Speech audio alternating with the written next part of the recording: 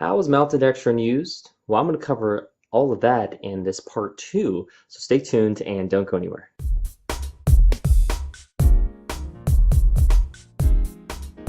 Hey, this is Lance McGowan, the Tropical Smoothie Guy, and this is part 2 of how is maltodextrin used exactly, and I'm going to cover the top 4 ways in the next section.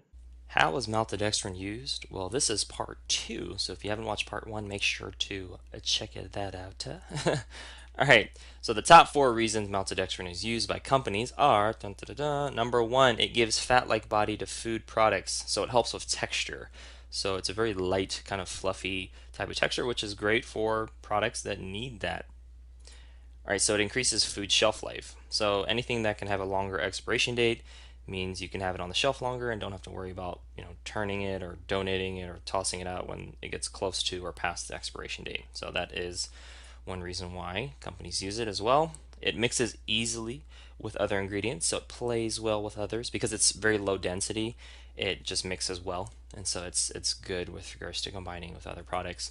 And then it's cheap to make and produce, so it's quick, easy, and profitable. And the reason for that is because almost all of it in the U.S. is derived from corn, and there's over $20 billion in government subsidies, which a percentage of that goes to corn, a large part of it too, and soy and other food crops and stuff like that.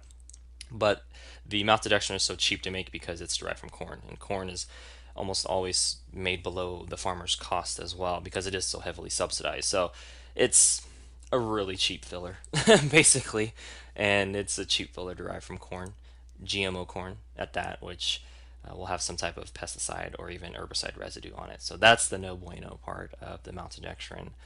Alright, so the next steps are to subscribe to my YouTube channel and watch the next video to learn more about maltodextrin, GMOs, or even alternatives to those as well. One of the main things that stands out to me of why maltodextrin used is for its texture. And so it has a very low density, kind of an airy texture that mixes well with other ingredients. And so it's a big texture thing. You want something that is, when it's powdery, whether it be other supplements or baked goods or flours or even consumer products, texture is a big part. I always think of flavor, texture, temperature. There's lots of aspects that make food enjoyable, and certainly adding maltodextrin does that. But my always thing is like, where is it coming from? Where is the corn source? Is it non-GMO? What's going on? So looking at where your products are coming from and if it's in the ingredient labels or using a bundle term is something to always consider.